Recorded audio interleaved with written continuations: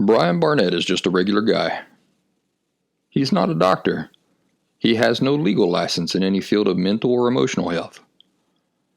Brian Barnett merely shares the insights he's gained from his personal experiences for anybody who may choose to use such information as he or she personally chooses, while accepting full responsibility for his or her own individual thoughts, feelings, behaviors, and actions. Brian Barnett assumes no responsibility whatsoever for anybody's individual choice to expose himself or herself to any information that Brian Barnett shares, and by listening to this program, you're acknowledging that you, and only you, are responsible for your own thoughts, feelings, and actions. Happy Thursday, everybody. Welcome back to The Last Symptom. I'm Brian Barnett, the creator and host of The Last Symptom. I appreciate you joining me this week. As you can see, I still don't have my workspace back, and it's going to require a bunch of work. Got to dig a big long trench, and then I got to run a bunch of wire and PVC pipe and that sort of thing, and I'm going to go ahead and do some other upgrades to my work area while I'm at it, so it's going to probably be a few more weeks before I get my space back. Anyway, how you all doing? I hope you're all doing well. I'm finally completely over the COVID. It took me 3 weeks. That's unusual for me. I mean, I know you folks are used to hearing me sick. A couple years back when I first started the Last Symptom podcast, some of you might remember that I come down with, I can think of the word in Spanish, I can't think of it in English, pulmonia, pneumonia. Even when I had the pneumonia, I weren't sick for 3 weeks. 3 weeks is a long, long time. But anyway, I'm all back to normal, and I hope you all out there are doing fine and doing good and taking good care of yourselves. I appreciate you coming and joining me this week. I know I say that every week, but I mean it. Got some good things to talk about. And basically, it's the leftovers from last week that we never got to, which are really some really interesting things in this discussion today, so I hope you stick around. Before we get started, let's go ahead and do the announcements. TheLastSymptom.com, that's my website full of free and paid resources. And it's actually the paid resources that allow me to provide the free resources, if you think about it, as well as the other regular services that I provide. So I would appreciate you going over there to TheLastSymptom.com, checking that out. Of course, the most important paid resource that I offer over there would have to be the Last Symptom Fundamentals course. It's a 2-week intensive pre-recorded course, and so it works with your schedule. It's no different than if you signed up for some college course online and it was pre-recorded. It's kind of formatted that way. I present things by means of kind of a PowerPoint type presentation with images and things like that, and it's very thorough for people who are interested in understanding how emotional disorders form. How did they get there in the first place? Why do they behave the way they do? And how can you eliminate them from the foundation? So if you're interested in that, check that out over at TheLastSymptom.com. Of course, we're all over at thelastsymptom.locals, LOCALS.com for our online community, and we'd love to have you join us over there. But links to all that stuff is over at thelastsymptom.com if you're interested. Anything else? Well, recording these things now as a video. It looks like it's going to be a permanent part of my work. So, if you'd be interested in seeing the video of me presenting these things rather than just listening to me, you can do that on YouTube and on Rumble. So just go to both of those, look up The Last Symptom by Brian Barnett, and subscribe to that channel, please, and turn on the notification bell. Hit like whenever there's an episode that you're particularly fond of. And as far as videos go, if you're just subscribed to me on an audio platform, you're kind of missing out, because Monday, Tuesdays, Wednesdays, most of the days of the week, I'm offering these little snippet videos, which are called orange slices, and they just offer like a 5-minute little jolt of insight into some aspect of emotional health. And so there's no audio-only version of that. It's only video. You can see those on our locals group. You can see them on YouTube. You can see them on Rumble. Alrighty, let's get started. I got a question for you to get the show off. Do you know Bob Saget? Bob Saget was a comedian and a TV star here in the United States, and he died here recently. Some of you might remember him. He played the dad on a show called Full House. What some of you might not know is that he was a stand-up comic. Also, he hosted for many years America's Funniest Home Videos. And so, I grew up seeing Bob Saget on the TV, and I'm sure lots of yins did too. But here's my question about Bob Saget. Was he funny? Was Bob Saget funny? Well, a lot of you might be saying, yes, he was funny. And a lot of you might be saying, no, he wasn't funny. I personally did not think the man was funny. His jokes were just so sad to me, so lame. And his personality really did not call my attention too much in good ways. But, it's an interesting question. And you're probably wondering, why am I asking you whether Bob Saget was funny or not?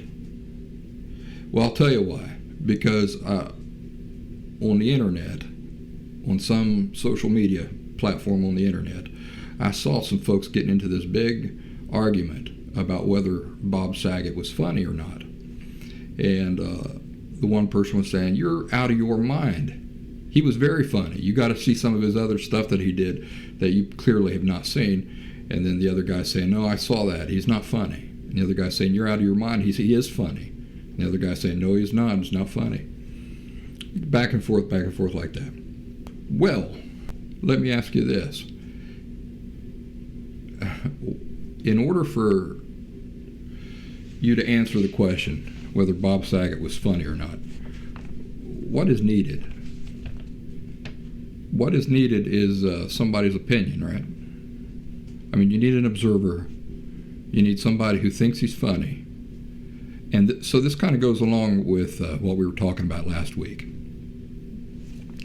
about how when it comes to matters of opinion, there is no right or wrong. So in this argument between the two groups arguing whether Bob Saget was funny or not, who was right and who was wrong? They were all right. Didn't matter if you think he's funny or not. If you think he wasn't funny, you're right. If you thought he was funny, you're right. If you thought that he was funny, you're also wrong. And if you didn't think he wasn't funny, then you're also wrong. I don't know if I'm making much sense here right now. My point is, there is no such thing. When it comes to matters of opinion, there is no innate truth, because it completely depends on your opinion, on somebody else's opinion. So it's like asking, how tall is a tree? How tall is a tree? I think I remember telling you that my boss, when I worked at the monument company, working on tombstones and working out in a cemetery and stuff like that, when somebody would come in and say, hey, how much does a tombstone cost? Well, his answer was, how tall is a tree? There are a lot of questions that need to be answered about specifics and stuff like that before you can answer such a broad question. So this question that I'm asking you, was Bob Saget funny? That's a very broad question. Depends on opinion. It's completely subjective. So there is no correct answer to that question, whether Bob Saget was funny or not. What would be the proper way to ask that question? The only proper way to ask that question, since there can be no innate truth to in an answer to that question, the only proper way to ask that question is, do you think Bob Saget was funny? Not was he funny. but do you think he was funny? And now think back to this argument that I'm watching online. These people getting riled up. They're getting angry at each other because the one person's saying, he absolutely was funny. He cannot understand what universe this other guy's living in that he didn't think Bob Saget was funny. That's how certain this man was that Bob Saget was indeed funny. And the other guy, he's doing the same thing. From his perspective, Bob Saget's not funny at all. But he's viewing his opinions as innate truths, right? Do you see the problem with that? Viewing comes down to just opinion, just preference, as an innate truth. I want to tell you this experience here so that you can kind of practice going about in life and perceiving or pointing out to yourself when people are doing this, when they're taking something that is completely subjective and viewing it as an innate truth, as a non-subjective reality. I think you'll come across lots of opportunities to see how and when people are doing that. So, there is no such thing. There's no way to answer that question. Was Bob Saget funny? It's like asking how tall is a tree. It depends on the tree, doesn't it? It doesn't only depend on that. It depends on how that tree compares to other trees, right? I've got a tree in my yard right now. It's a silver maple. I planted it back in the spring. Boy, it's growed real tall. But is it a tall tree?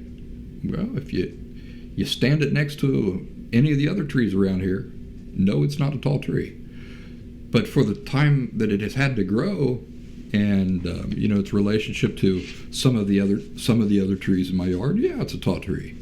But it's a completely subjective question, open-ended question. Person can avoid a lot of frustration and a lot of silly, pointless angst simply by learning to distinguish between opinions, which are completely subjective, and other realities. Right? I'll never forget playing guitar with my Uncle Beetle a couple years back, and I said to him, "Are you any good at playing such and such?" And he said, "Well, it's a matter of opinion." And I kind of hung on to that because he's right. I reckon the question should have been, do you think you can play such and such pretty good? Then he would say, well, I think I play it all right. But I didn't ask the question that way. I asked it, are you good at this? And he answered that correctly, didn't he? It's completely a matter of opinion. So there's no such thing as was Bob Saget funny. There's only was Bob Saget funny to you. The result of people not understanding, not being able to distinguish between what is just subjective opinion and other realities, is that they, if you get on Twitter or even Facebook, platforms like that, you will see people go round and round and round and round and round forever. Why do they do that? And why do their emotions get worked up? Why do they get angry over something that is just an opinion? Well, if you think about it, there's only one real reason why a person would get really worked up over something that is just merely an opinion. Why would that be? Because they don't view it as an opinion. You see, they're inappropriately viewing something that is completely subjective as something that explains a fixed reality. Isn't that interesting? And a lot of people do that with their opinions. If my opinion is this, the reason I get upset when your opinion's different is because I'm inappropriately not viewing these things as what they are, opinions. Talking about my friend Jeff and about how our opinions are so different in so many ways, but it's such good practice for me, and I've been getting so good at recognizing almost immediately, all right, we're talking about something here that is just pure opinion. once you realize that, there is really no reason or temptation to get real bent out of shape or worked up or angry over somebody having a different opinion than you. Yeah. Something to think about. When you catch people arguing that you're wrong or right, depending on what is just your preference, you'll know that they are viewing what is subjective, completely subjective, and just matter of opinion, as a fixed, indisputable truth or reality. And very few things in life are fixed truths, and very few things are black and white like that. As we've talked in the past, murder, we all agree is wrong, but if it saves my daughter's life and the person is up to no good and that sort of thing, then really the context changes everything, don't it? Animal cruelty is bad, but if I'm trying to rescue my daughter out of the jaws of a crocodile and I'm sticking it in the eye with a stick to try to free her, not too many people would consider that animal cruelty, but it is. It's animal cruelty. It's just that the context makes it okay, doesn't it? So a lot of subjective things, even for things that people would say, no, that's black or white truth. Even in the Bible, God's norms, what he says is right, what's wrong, he never applied just a flat one punishment fits all in every case. Context always figured into it. There was always some kind of discipline or punishment, but in some cases it meant that a person got the death penalty, right? God gave him the death penalty. And then in other cases, a person would do the exact same thing, and God would discipline them in other ways. He would allow them to suffer the consequences of their mistake, but he wouldn't put them to death or anything like that. And in many cases, the person remained in God's favor. Why is that?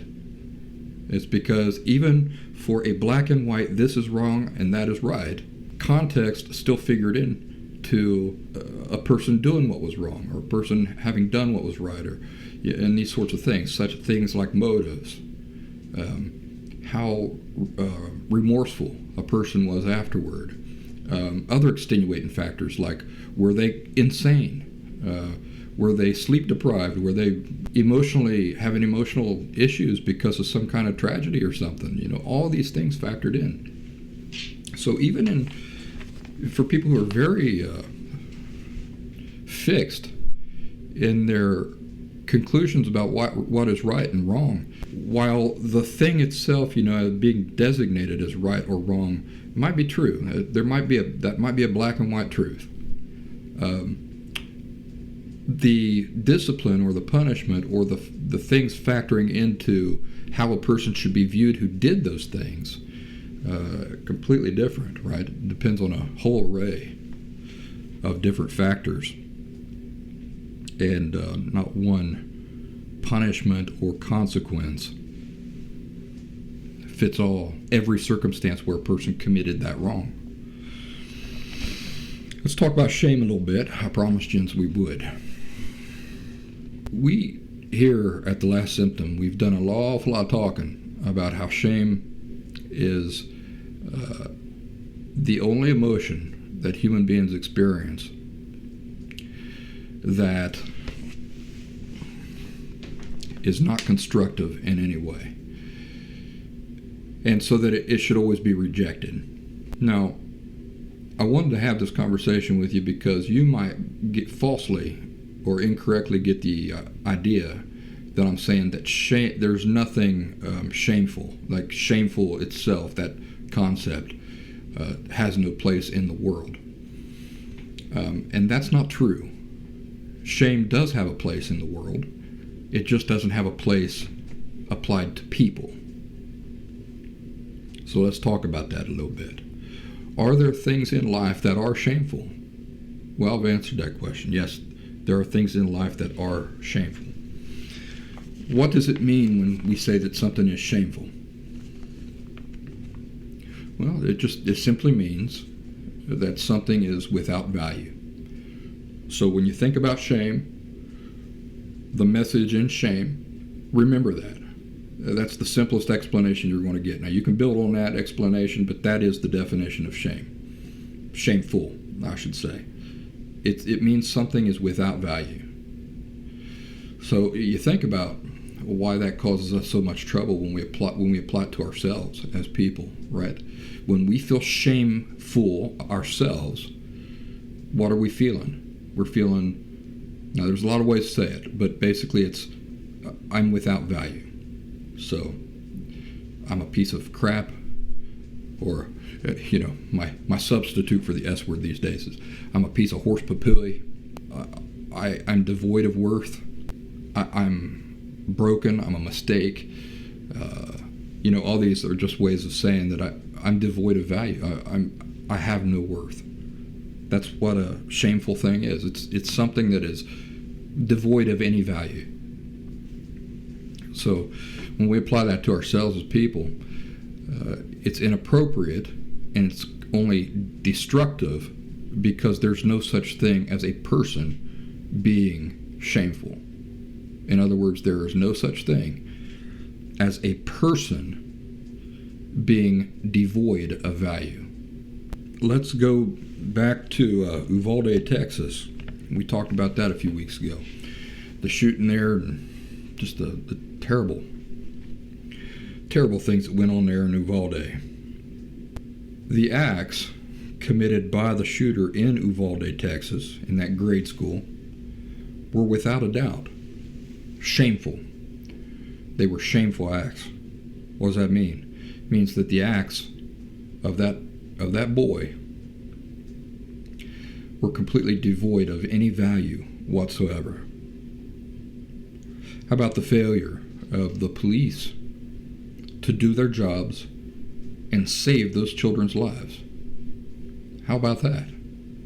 Absolutely shameful.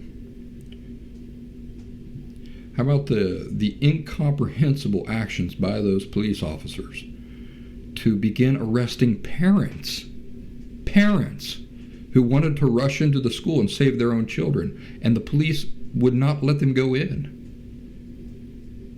Absolutely shameful. All these things completely devoid of value. Did you hear about that mom? They actually handcuffed her. She wanted to race into the school and save her children while the cops are standing around twiddling their thumbs and singing Yankee Doodle Dandy. She wants to go in. They won't let her. They stop her. They arrest her. They don't arrest her. They handcuff her. If I'm not mistaken, they handcuffed her to a fence or something. And she managed to, she knew one of the deputies or something, and she played calm and I'll be all right, and come over here, please let me out of these cuffs. And I think he kind of took pity on her and let her out of the cuffs. Well, first thing she did was spring over that fence, raced into the school where the shooter was still in there, and hunted down her children, and some other children. She ended up rescuing children out of the school, despite the police, despite those police officers. She was able to get into the school and rescue her kids, and some other kids, from what I understand. The fact that the police officers would put the parents in cuffs and treat them like criminals while standing around and not saving those people's children. If that's not shameful, if that is not something that is completely devoid of value, then I don't know what is. So, yes, there are many, many times in life where we look upon a thing that is completely shameful, that is, it is devoid of value. But one thing we tragically fail to do when we're unhealthy is that we fail to make a clear distinction between people and their actions. Right? We equate the two things as being the same when they're not. And if you think about it, we do this with a lot of things. Right? When you're unhealthy, you make no distinction between your thoughts and feelings, do you? Until you started watching the Last Symptom podcast or listening to the Last Symptom podcast. Maybe you had never in your life made a distinction between your thoughts, the things you think, and the things you feel. Well, that creates problems in life, don't it? It creates problems in life when we don't distinguish the nature of some things from the nature of other things. Because we equate all these things inappropriately as being the same when they're not.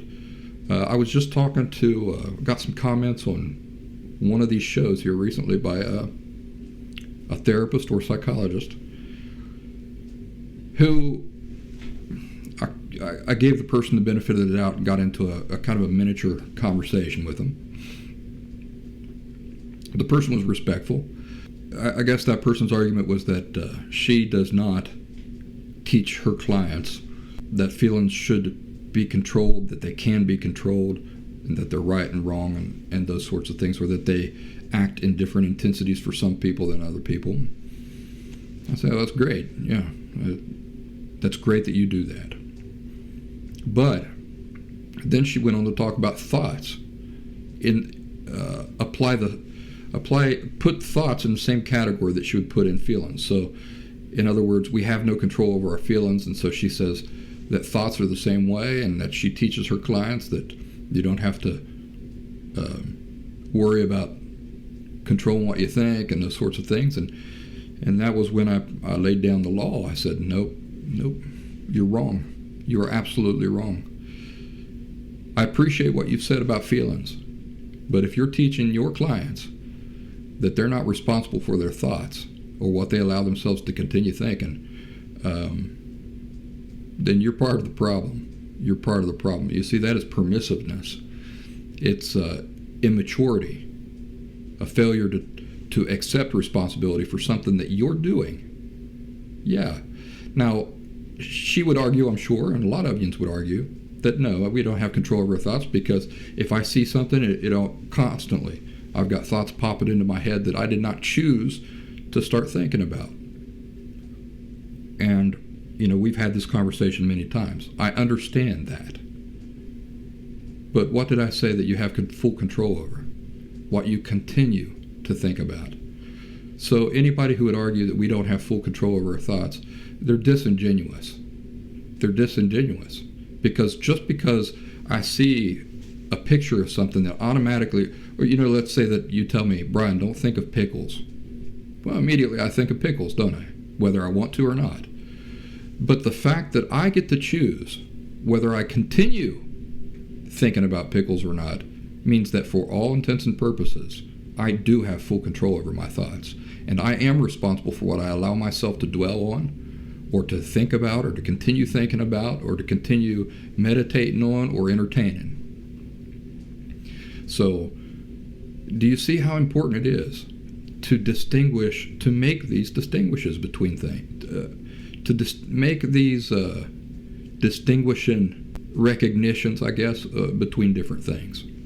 There was a member in our group, somebody I'm tremendously fond of, over there at thelastsymptom.locals.com. By the way, another way to join our group there is to download the locals.com app, and then from the App Store, and then just search for The Last Symptom by Brian Barnett.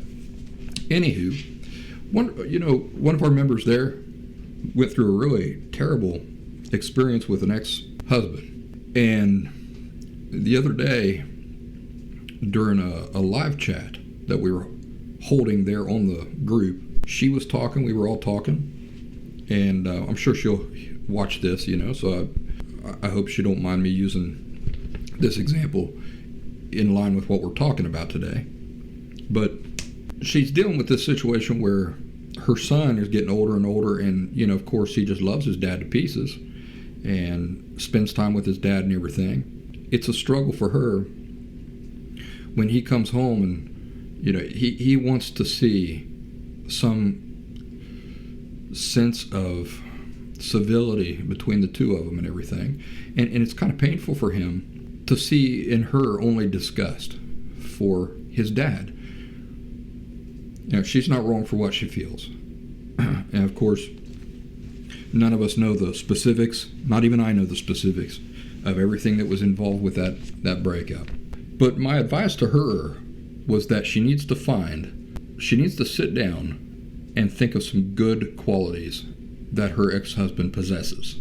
Because, I'll tell you why, when she sits down and has conversations with her son, she wants to be able to build a bridge with him and have some commonality there with some affection for his father. She has to be able to say, honestly, honey, your dad has a lot of good qualities, and your dad has a lot of good qualities, and he's got a lot of qualities that are not so good, and they're not good for me, and I can't expose myself to him. I don't want to be around them. I don't want to be affected by them, and I don't want to support those negative things in any way. So you see how healthy that is. That she can say, yes, even though we're not together, even though he broke my heart, even though there are certain things that I absolutely just cannot support, son, there are a lot of good qualities your dad possesses. She's got to be able to say that. Well, that was a really nice conversation, because after that, she says, there are none. There are no good qualities. I cannot think of any good qualities that he possesses. And the rest of the group jumped in. There's got to be something. There is something. You see, the problem is not that this man is completely devoid of value. That's not true for any person, no matter how evil they might be. There's no such thing as a person just devoid of value in and of themselves. The things they do, yes, they might do lots of shameful things, but they themselves as a human being possess positive qualities. Everybody does. I hate to bring up Hitler, because the internet loves to do that. But even there's a man with all of his wickedness and evil. I can give you a good quality of Hitler. I hope this doesn't come back to bite me. I don't want people running around, oh, Brian likes Hitler. No, that's not what I'm saying. And I'm not saying that at all. But what I am saying is that no human being is inherently devoid of value. One good quality of Hitler is that he was a fairly good artist, right? Who can deny that he was a kind of a brilliant strategist when it came to war?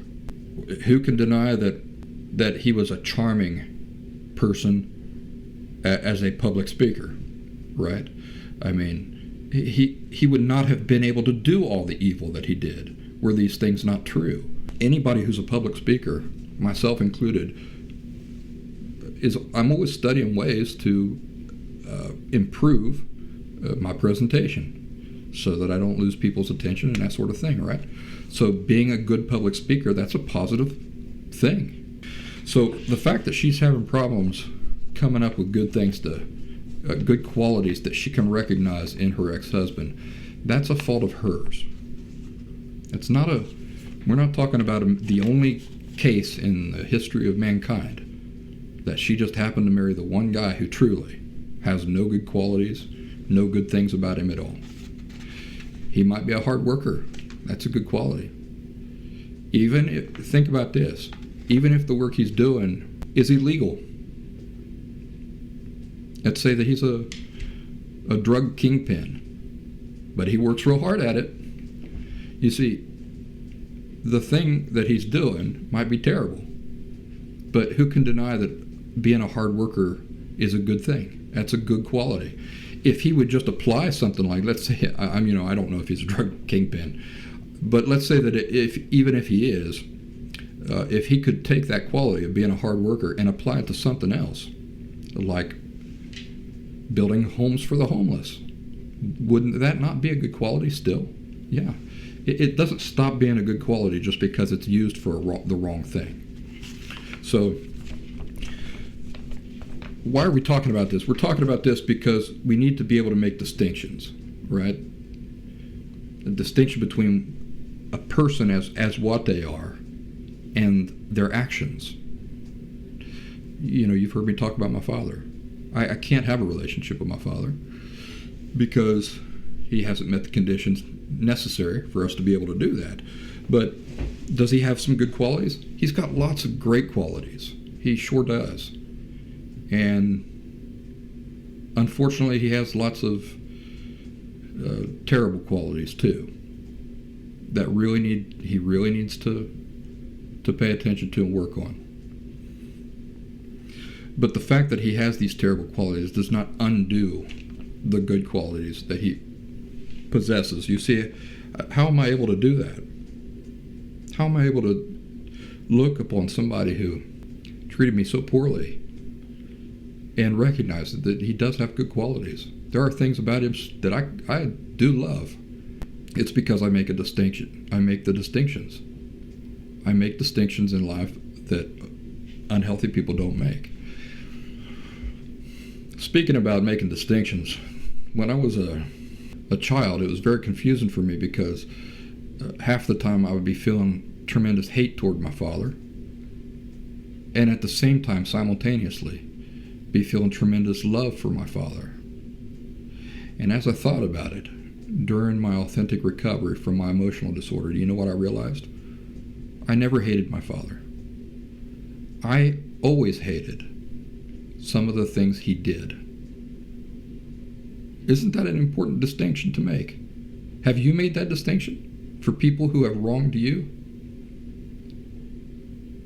There are lifestyles in the world. I can't look upon those lifestyles or those the actions of some people and admire that or support that. But does me hating something somebody does necessarily mean that I have to hate them too? Not when you're healthy and you're able to make distinction between who and what people are and the things they do. Isn't that nice?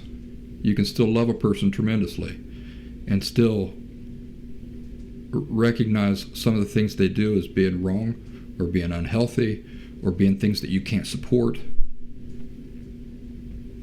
And even hate certain things, right? A lot of people tell you that hate has no place in the world. Well, they're wrong. They're wrong. The people who say that, they equate hating a thing as the same as hating the person doing that thing. It doesn't have to be that way. For some people it is that way. But it shouldn't be. It shouldn't be. That distinction needs to be made. So with my own father, I loved the man to death. When I was growing up and I was feeling all that hate, yes, I was hating. I wasn't hating him. I loved him. I didn't understand why he wouldn't, how he could do some of those things, how he could treat me in those ways. You know, I hated being treated that way. I hated many of the things he did. But as far as the man himself, I always recognized that my father has tremendously great qualities, things that I feel fortunate to have been exposed to because they were good things to learn from. So I love a lot of my dad's qualities. I love my dad, but hated and still hate many of the things that he did, and not only the things he did, but the things he has failed to do. I hate many of the things my father has failed to do. So, distinctions, really important to make. Now, back to shame. When we're unhealthy, we tragically fail to make a distinction between people and the things people do. We grow up perceiving ourselves as shameful, that is, devoid of worth, or pieces of horse papooey, just devoid of worth. Not making the distinction that the things we do, some of the things we do, can truly be devoid of worth, but we can't be. as far as who and what we are, we can't be. Why is it important to be able to make the distinction between the things you're doing and what and who you are? Because you can't fix who and what you are. So if you're devoid of value, there's just no fixing that. But if you recognize that something that you're doing is shameful, that is devoid of value, well, you can just say, well, I'll just stop doing that thing. Or I'll do this other thing instead, moving forward. You see, that's easy to fix. It's very easy to fix. But when people don't make that distinction, you remember the wheel of shame? Or the merry-go-round of shame? Once that thing gets going, it's very hard to stop. You see, you view yourself as devoid of value. What is the only thing that can result in? Behaviors that you view as shameful. And because you don't make a distinction between the things you're doing and who and what you are, what do? You use that as fuel to support the idea, even more entrenched, that you indeed are shameful. You see what I'm saying? So I feel worthless. I'm devoid of value. I'm just wallowing in shame. The effect that will have on me is that eventually I will do something shameful because I say, well, I'm devoid of value. I'm already devoid of value. So why not act like it? So I do something that's shameful, truly. And then afterwards, I feel even worse about myself. Remember, shame also is it's feeling bad about yourself. So I've done this shameful thing, now I feel even worse about myself, and now I'm back to square one. I'm shameful. What am I going to do because I feel shameful? Eventually I'm going to do something shameful. And around and around and around we go. So it is tragic that people don't make that distinction. When somebody does a shameful thing, be it us or be it somebody else, and we're unhealthy, we look upon the person. Sorry, I kicked my thing there. We look upon the person, himself or herself, and we say, they're shameful. So because they did this shameful thing, they're shameful. And that's not healthy, it's not accurate. What they did is indeed shameful, but a person cannot be shameful, devoid of value. You know, what people inherently are and the things they might do or fail to do are not one and the same thing. These two things, what you are, a human being, and what you do, an action of yours, are not one and the same thing. And I don't hear an awful lot of people stressing the importance of making that distinction. But I hope that you're starting to see why it's so important to make that distinction. And, let's go back to what I just said, because I really kind of want that to click. I want you to be able to remember moments when you've done that yourself. I've done this shameful thing, so I'm shameful. That guy did this shameful thing. He himself then is shameful. He's without value. You've done that many times, haven't you? I did that many times when I was unhealthy. Failed to make the distinction. Isn't that interesting? Boy, we could talk a lot about that. For example, the failure of people to make the distinction between things that describe inherent truth, an inherent reality, and just kind of some superficial temporary state. Like my father worked for many years as a telephone man. Was he a telephone man? He worked as a telephone man, but that is not what he inherently is. He's retired now. Does lots of other things. Even all the years that he was working as a telephone man, he was doing lots of other things, had lots of other skills. He was working as a telephone man. He wasn't a telephone man. You see what I'm saying? Being a telephone man was not some inherent reality about what he is. It was just a job he had for a while. So an action can be shameful. A person cannot be shameful. What does shameful mean again? It means a thing is just devoid of value. An action can be completely devoid of value. A person cannot be completely devoid of value. The shooter in Uvalde, Texas, as a human being, was not without value. Ironically, the reason why he probably decided to carry out such a shameful act at all is why. Why? We just mentioned it. Because he'd been raised to believe and view himself as shameful. Isn't that interesting? The reason he probably carried out this terribly shameful act at all is because he had been raised to view himself as shameful. What a tragedy. But he himself was not shameful.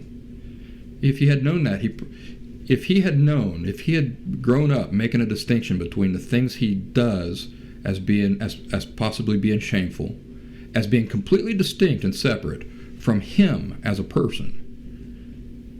Do you see how every mistake that he made, every terrible mistake or shameful thing that he did, knowing that, he could have said, all right, but I still have value, and I can just do things differently moving forward. You see how healthy that is, how nourishing that is, right, in a healthy way, how nourishing that perspective is. Yes, the thing I did is shameful, but I have value. And because I have value, I want to live up to that value by not continuing to do this shameful thing. So I recognize that what I did was shameful. I won't do that anymore. You see? You see how nourishing and healthful and healthful and healthy that type of thinking is. Those perspectives. That accurate, healthy way of viewing things. And then how unhealthy is it when you go, well, I did this shameful thing, that's proof that I'm shameful. I'm without value. Wallow in that. And because there's no fixing what you are and who you are, eventually you're going to do more shameful things. It's the perspectives that ultimately lead to the most horrendous tragedies. The police officers who completely failed in their duties in Uvalde, and one in particular who refuses to resign his post. It's incomprehensible to me. He knows the entire world is looking at him with disgust and his failures, recognizing his failures as just utterly shameful. And the man, with all the pain in that community that they're dealing with, which would be like a healing salve for him to just resign and just to go away. He won't do it. He won't do it. I think that's pretty darn shameful. That's pretty darn shameful of him. Now you see how tempting it would be to say, because of what he's not doing, because of his apparent greater interest in himself and his position than the health of those community members, those families that lost their children, instead of having a desire to be a healing force, to make decisions that can help heal that community and soothe the pain of that community. He's looking out for himself. You see how tempting it would be to say, because he's doing those things or not doing certain things, he himself is shameful. Well, that'd be a mistake, wouldn't it? It'd be a mistake. It'd be a failure to make a distinction between what can be shameful, what cannot be shameful. A person can't be shameful. He could redeem himself, and I'm sure he's, like everybody, he's got lots of good qualities. He's just not using them.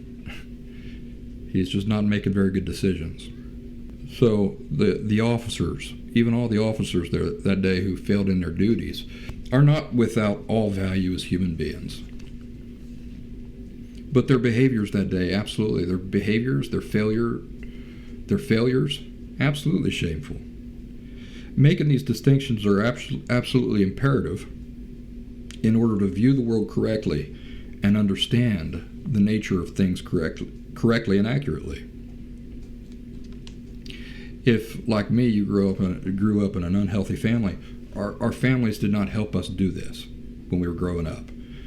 Why didn't they help us make these distinctions? Because they weren't aware of them themselves. They themselves didn't live with an understanding of these distinctions. Just think how differently you would have grown up viewing yourself if you had been taught appropriately that the things you do are not the same as who you are. The nature of the two things are completely different. The rules and the things that apply to your actions and behaviors are not the same rules and factors that apply to your nature as a human being. Actions are one thing, what you are, who you are as a human being is another. So think about how differently you could have grown up, viewing yourself correctly, appropriately, that the things you do are not the same as who and what you are. The value of the things you do or don't do are not the same as your value as a person, as a human being. You can change the things you do. You can never change who and what you are. What a relief it would have been to make mistakes or do bad things from time to time as a child with these healthy perspectives and understanding. Because with the right healthy views, you would have simply said to yourself, it's okay. I can learn from this. I can do things differently moving forward. That mistake doesn't represent what I am inherently, what and who I am. So it is proper to tell our children, honey, what you did is shameful. That is proper. It is not proper to tell our children you should be ashamed of yourself. Why not? Because when you tell a child, or you tell anybody, you should be ashamed of yourself, what you're saying is that you should view yourself as being devoid of value. So think about that long and hard. Anytime you tell somebody you should be ashamed of yourself, you're saying you should be viewing yourself as devoid of value. What does that encourage? What does viewing yourself as devoid of value animate you or encourage you to do? Nothing. It only promotes shameful behaviors. You see, because you say, I'm devoid of value. No matter what I do, I'm still stuck with this reality. I can feed the poor. I can do all these wonderfully generous things. But in the end, I'm just a worthless person doing generous things. Viewing yourself as worthless or as shameful does not lead to anything good or positive. It only leads to negative things, such as the shooting in Uvalde. What I did is shameful properly identifies the thing that I've done as being without value. You should be ashamed of yourself. That statement accuses me, myself, or you yourself as being the thing without value. So, thank you for joining me on this discussion about shame. I hope it gives you some things to think about. What I'd like to talk about next week, and I don't know if it'll be the only thing we talk about, but I wanted to talk a little bit more about the two systems of value and worth. Do you remember what they were? Well, we'll go into them in a lot more detail, but the only two that exist are the commercial type of value, the commercial value system, and then there's the inherent value system. We'll talk about more things that fall under the inherent value system that maybe you hadn't considered. Ladies and gentlemen, I hope you have a wonderful weekend. Please do something nice for yourselves. It doesn't have to be elaborate. It can be very simple. But take some time out to do it. Join us over there at thelastsymptom.locals.com. We'd love to see you there. And got some interesting things coming up here in the next couple weeks. which I will not announce here on the show. You'll only be privy to it if you're part of our group and can see certain announcements that I make on the group. All right. So yins all take care, and I'll talk to yins real soon.